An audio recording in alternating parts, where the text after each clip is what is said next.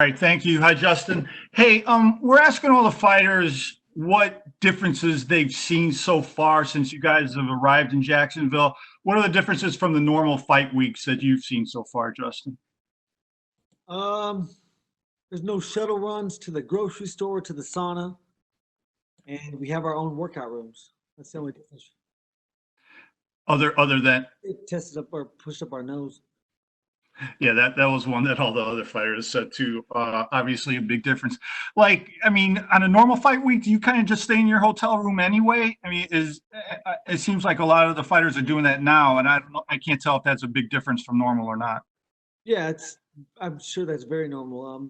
It's a lot of rest. We've been pushing ourselves like crazy. I've been pushing myself like crazy. I know all these guys and girls have. So it's a lot of rest and recovery. Workout once at night, and really just weight management. Yeah, one of the fighters said it almost looks like it's deserted. Like there's a lot fewer people around. I mean, is that almost a good thing? Do you like, or does it really matter to you? I haven't noticed that. Florida's back to at least 25% normal. Seems normal to me. But my mind's in a very special place right now. I'm not really worried about a lot of things.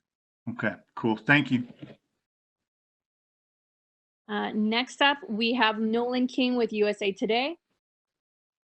Hey, Justin, how's it going, man? My first question for you, we talked to you a couple months ago in Vegas, and you were kind of in limbo at that time. You didn't really know what the next fight was going to be. You were hoping to get back soon. Kind of lost in the shuffle here. Does this feel like a relief to you to just finally be there for a fight week? You have an opponent, and you're a couple days away. Yeah, this is a huge relief. At that time, all I asked was for a say in my destiny, and that's what I have here. So I'm gonna go out there and take advantage of that. I'm gonna go out there and try my best, like I always do, and perform. When you first came over to the UFC too, I mean, there was a lot of talk. Oh, he's coming from another organization. How is he ever going to stack up to be a champion in the UFC? And Saturday night, you have the opportunity to do that. So, have you kind of thought about that at all? That you kind of looking at this journey that you've been in the UFC. That hey, now I can finally prove the doubters wrong. Yeah, I mean, I've done that. I've already done that. So it's really not a concern anymore. I've gone in there, I've competed with the best. I lost to some of the best. I beat some of the best. No one's ever put Edson to sleep like I put him to sleep. So yeah, you know, um, that was all from uneducated views. And luckily, I like proving myself, right, even though I'm not sure until it happens. But it feels good whenever you do. And you've talked in the past, especially recently, about kind of taking the disciplined approach to your fight. You have the MO of being wild and putting on those awesome shows. Going against a guy like Tony Ferguson, are you concerned at all about that the discipline will go out the window? Do you think that this will be an extra difficult challenge to stay disciplined in this one? Um, I mean, I don't know. He fights a very particular style. I fight a very particular style. So I think, there's a lot of things that happen very, very early on in a fight, and that's, who's gonna fight at the distance they want to fight at, who's gonna fight at the pace they want. Um, he's gonna fight at his pace, but when I touch him, he's either gonna go for takedowns or he's going to give me space, and then I'll be able to, control everything. So, he's very unpredictable, and I'm looking forward to the challenge. That's we're the best athletes in the world, as far as I'm concerned, and I possess some very, very great skills. I have a great coach, and my mind is sharp. My mind will be sharp that night. And at this level, you can't make a mistake. First one to make a mistake is going to pay. No doubt, man. Appreciate the time, Justin. Thank you. Sure. Thank you. Next, we have Ezekiel Bergonzi from Super Luches. You've been unmuted. Hello, Justin. How are you? I'm great, man. Thank you. Hey, I wanted to ask you how it was this training camp, how it was getting prepared for this particular event with all the COVID-19 stuff and all that, how it was for you. Yeah, the COVID wasn't a factor at all. You know, this is a shorter camp than I've ever had when it comes to a fight, especially a fight at this level. Mhm. So that's been it's been pedal to the metal, since day one. Luckily, before that, I was telling myself I was going to fight. It was going to be huge, and here we are, and it is huge, and it is another fight. So, but at the end of the day, it's never any different than your first fight. You know, you can't believe you're invincible. You can't believe you're infallible. Punch, if it touches you at the right time on the right spot, you're going to go to sleep. And those are the things that I will always remember. This is no different than my first fight. I understand. And you are going against Tony Ferguson, who is a very particular fighter. He likes to go to the short distance. He's very sharp with his elbows. Um, what fight do you want against him? What will be your perfect fight against a very dangerous guy like Tony Ferguson? The perfect fight at any time for me and mostly for my family is, I get a quick win. That's always preferred. But I'm ready for, I'm ready for 25 minutes. I've been training my ass off for 5 weeks now. This is the 6th week. I still get, I get to turn it down a little bit, but I've been pushing hard, and I'm ready to go out there and go to work. And this is my last question. So imagine you beat Tony and then you get to fight with Khabib. What fight, again, the question is, what fight do you expect to have against someone as tough as Tony as is Khabib? Like, he's a very particular fighter, he's undefeated. So you get the fight against Khabib. What do you expect? To be honest with you, my life does not exist after May 9th right now. It's one day at a time, one fight at a time for me. I haven't thought about that. I've been training. I'm a wrestler. I wrestled my whole life. I'm great at stopping takedowns. I never had a great offense, but I've always been incredibly hard to take down. And I have a huge heart. So those are factors. I kick hard. I hit like a truck. And a fight is a fight. So when that comes, I will have a plan. Thank you, Justin. Good luck on Saturday. Thank you. Next question, we'll have Caroline Pierce with BT Sport. Hi, Justin. Caroline here. How you doing? I'm great. Thank you. Good. Look, let's just talk about the weight cut for a moment. Obviously, it was a very short notice fight, and now you've had a little bit more time to prepare. But getting down to 155 pounds isn't something you've done in a while. You've been hitting that 156. So are you on track for that? And what kind of faster track changes have you had to make? I would assume that out of every fighter on this card, I am probably the closest to weight right now. I cut weight my whole life. And like I said, for 5 weeks, I always thought it would take longer for your body to respond. But in this 5 weeks, I have made incredible choices. I love cereal. I haven't eaten cereal once. I haven't touched bread. I've only eaten carbs twice a week. My hardest training days. I don't eat carbs after workouts. And my body has really responded. So, I'm right on point. And I've touched 55 many times in these prior UFC fights, but when I do, I drink. There's no use in making 55, so I always drink, 14 ounces to get, so I don't have to wait. And the interim title is on the line, biggest fight of your career. I mean, what does this opportunity mean to you, and where's your mindset at right now? Yeah, this is everything. I'm fighting for my life, for everything that I've worked for in my life. This is the culmination of events that has led me to here. I never thought. Again, it's one day at a time, one fight at a time. So I never thought I would be here, but the fact that I'm here, I'm a competitor. I'm a show off. I know how many people are going to be watching. I'm going to go out there and perform. That's what I do. Even if I, didn't want to, there's it's in me. It's in me. I was made for this. So I'm going to go out there and try to fights like I do every single fight. I have very particular set of skills. My feet put me in positions that you need to be in to knock people out, and my confidence allows me to commit to certain things that some people hesitate in. We're all super excited about this fight, and you are the highlight. We're expecting highlights. And in the past, you've said you've been focused on being the most exciting fighter, and now your attention shifted towards being a champion. How does that look when it comes to the fight, especially against a guy like Tony Ferguson that's going to be sort of throwing things that you're probably not going to expect as well? Can you be more patient? Can you apply that strategy when, all the chaos is going on? I mean, not necessarily.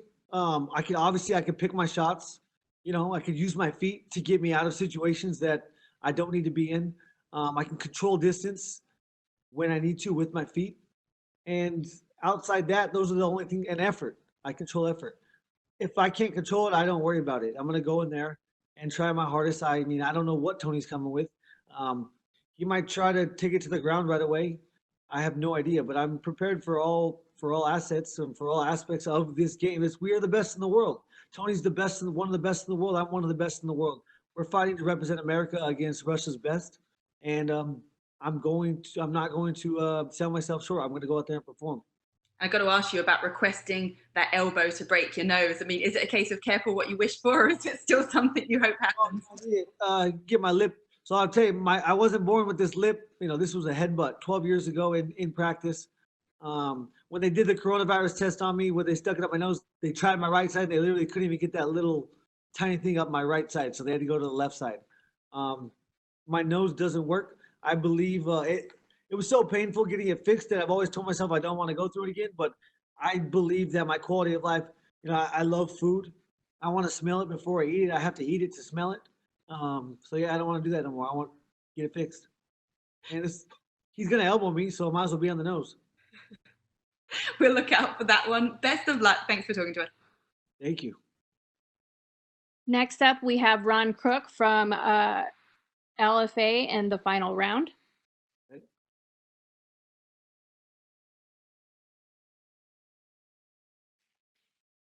You envisioned I missed the the first I was just saying, Justin, hey, I'm sure this is not how you envisioned the circumstances being around your first UFC title fight would be. You know, you're fighting with no fans in the arena, but you know, as the sports world continues to push back their seasons and games, here comes the UFC with 3 events in 8 days. So, I mean, what does it mean to you to be a part of really the first live sporting event to come back since the COVID-19 pandemic hit the U.S.?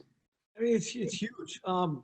First and foremost, you know, these employees at the UFC get to go to work. You know, Yep. That's important. That's important to them. That's important to me. I get to go to work. I get to get paid.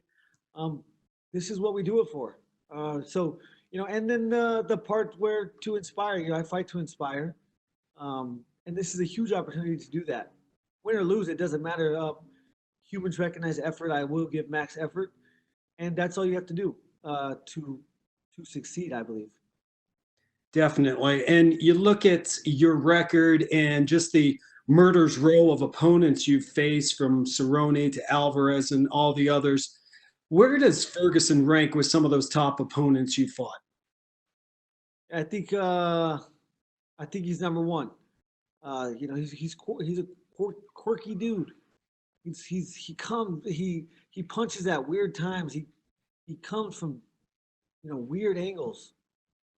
It's a puzzle, you know, and I'm excited to go out there and use my skill set that I have been working on my whole life to try and figure out this puzzle. And he has to not get hit. You know, that's what it is. You've seen me since day one. You've been following me for a long time, way before the UFC run. So I'm a competitor. You know, I compete, and you know, I'm a show off. I like to perform. That's all there is. True that, man. Final question I got for you, Justin. You've been awarded 7 post-fight bonuses. What's going to be the key to earning an 8th? Oh, I think that's already been answered. That's Tony Ferguson. You know, it's a great chance for a double bonus again. Thanks, my man. Thank you. Next, we have Carlos Contreras from Millennial. You have been unmuted. Hi, Justin. You hear me there? Yes, sir. Tony has been really vocal about his Mexican heritage, but I know you also have a Mexican part in you. So is this going to be, and this fight seems to be perfect for this, is this going to be a Mexican standoff on Saturday? Hey, I'm white on the outside and brown on the inside. I can promise you that. If you've ever seen me fight, you know that's true. Not only are me and Tony of Mexican heritage, me, Tony, Dominic, and Henry, you know, it's a fighting blood, man. It's what we do. We three out of 4 of us came from Arizona. 4 out of 4 of us are right there in the southwest part of the United States. We're all from the same area. I don't know what the correlation is. I don't know if it's where we're from or who we are, but I believe, we're all wrestlers. And I think that's a huge factor. So there's a lot of comparisons you could draw here. But yeah, I think it's great, for when I have family all over Mexico and I know how proud they are of me and to support me. It's huge for me. Yeah, I love to bring attention to that. Perfect card for Cinco de Mayo, right? Yeah, I can't wait to eat some tacos on Sunday. I don't know if you have any. I read you talk about your nana sometimes, your grandmother. Do you have any memories from her from Mexican? I don't know, Mexican music, Mexican food that you like to remember when you remember her? She was my mom dropped me out there every morning before school. That's where I grew up. The food. There's always beans on the stove at all times, and you can't leave hungry. It's the best part about going to Nana's house. And yeah, they used me to try to teach her English. I wish I would have learned Spanish through her, but in the '90s, there was a stigma, on people that were in America that didn't speak English. So they used me to help her, and man, it took her 40 years to become a citizen, to become an official citizen of the United States, and I'm very proud of her for that. All right, thanks you, Justin. Thank you. Next up, we have Dan Owen from Sport 360. Hi, Dan, Justin. you're open. Hi, Justin. You touched upon earlier the importance of this event taking place for yourself and the rest of the UFC workers.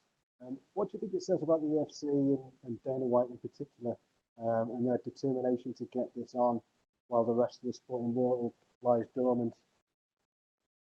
I mean, I love it.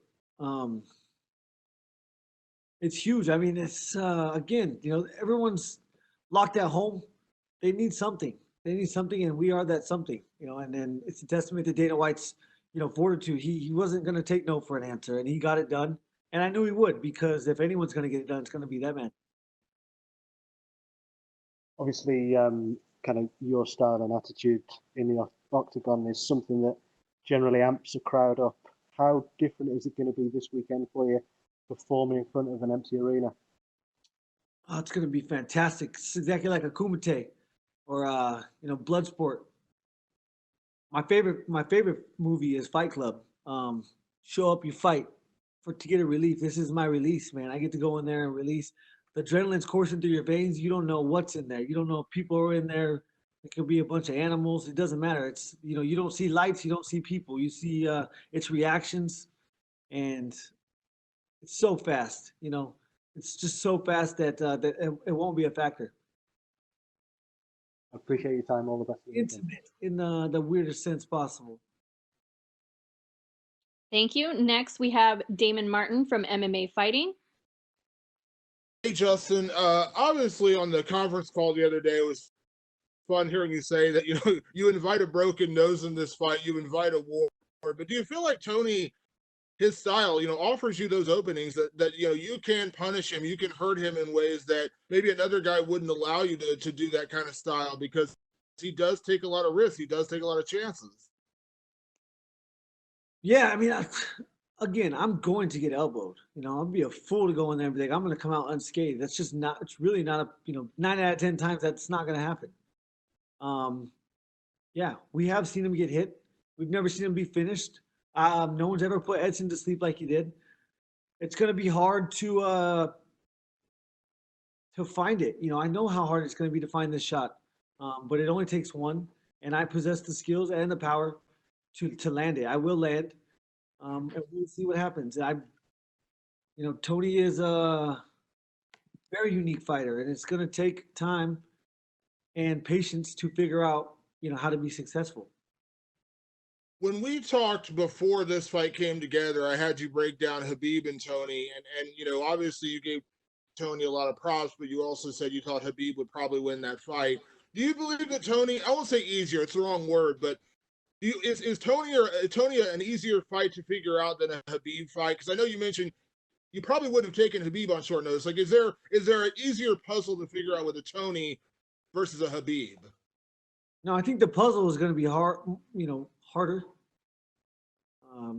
There's so many unknowns with Tony. You know what Khabib's going to do, and that's going to be take you down. Try to push you to the fence, and if not, he's going to try to take shots from space in the middle of the octagon. I believe that he can't take me down in the middle of the octagon, and I believe I can stay off the fence. So that puzzle is written. How do you beat Tony? I don't know. I'm going to find out. And last question, Justin. I know you've said, life doesn't exist for you after May 9th until that fight is over, but I've got to ask the question because Tony has downplayed, the possibility of the Khabib fight, understanding he's gone through it 5 times, why it hasn't happened. But you've always dreamed of that Khabib fight. Now Khabib's come out and said he'll be ready by July. Can I imagine that it does mean a lot to you to win this interim title and then move on to fight a guy like Khabib? I know it's a guy you've kind of dreamed about fighting for a long time. That's all I dream about. It's the opportunity to prove I'm the best. So yeah, they got some very personal issues. I have nothing to do with that. But I'm excited. Again, we're fighting for the right to represent the United States of America against Russia's best. I believe it's hard for the United States to get behind one fighter because we're such a melting pot and we're from so many places. But I believe that I could possibly bring us together and go to war with the United States behind me, and that's huge. Thank you, Justin. Thank you, Damon. Next, we have Gabriel Gonzalez from Cage Side Press. Yeah, Justin, how are you doing over there, man? I'm great. How are you doing? I'm doing well. Justin, obviously when you get the fight, your mind has to be really focused on it. But at the same time, we're in the middle of crazy times. What did you do when you weren't training? Were you a guy who was binging a lot on TV? Were you just getting out and walking the dog? What was going on with you? Nobody lives a crazier life than a man that signs up to fight Tony Ferguson. My life hasn't changed a bit. I go to work, I train for like 2 or 3 hours a day, and I go home and hang out, make sure I'm getting the proper nutrition, a lot of rest, some video games. But other than that, nothing's different. What's your game to play? I've been playing Call of Duty. You're pretty good? The new Warzone. I don't know about that. I'm all right. Gotcha. A lot of people talking on... Oh, go ahead. I said I have some good games. I've won some free-for-alls. Gotcha. A lot of people talking about embedded. I think a lot of the dog lovers out there, you're now their new mascot. Is that something you do often, or is that something, it was a special treat because of embedded, carrying your dog on your back? You saw how comfortable he was. That doesn't happen the first time. I've been holding him above my head. He's 10 years old. He'll be 10 years old in August. I've been super lucky for his health. But, he trusts me, I guess, because like I said, when he was a baby, I was just walking around with him above my head. But yeah, that doesn't happen. That's, he's not that comfortable the first time. I've been doing it since he was a baby. Finally, Justin, there's a lot of talk about everything going into the fight, the fact that it is Tony. You go out there, they put the belt on you on Saturday. What would you be the most proud of the accomplishment? I would love, I approach every fight as if they're better, stronger, faster, bigger, more prepared. And I love when I can come out of there and prove myself wrong in that scenario. So that would be the biggest accomplishment, is just knowing that, knowing that I'm here, knowing that I proved myself to myself. And that's all I care about. Hey, thank you, Justin. Best of luck. Thank you. Thank you, Justin. That was the last question. Good luck to you, sir, on Saturday. You got me and Tony back to back. I'm sure they were very similar interviews. So good job.